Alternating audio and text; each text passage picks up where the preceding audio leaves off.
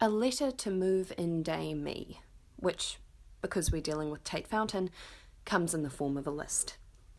Number 1.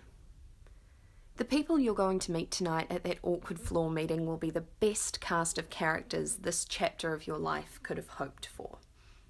Sure, you may not remember their names or their majors just yet, but trust me, over the next couple of months you'll go for swims and supermarket trips and Macca's runs and movie nights, and you'll become so acquainted with one another that it'll actually start to feel weird to be apart.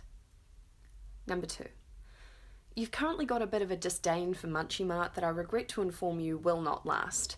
Save yourself 40 cents on a triple chocolate cookie time cookie by getting it from Forte Convenience around the corner from O'Rourke. But seriously, you don't have money to just be spending willy-nilly. Don't spend money when you don't have to. Number 3.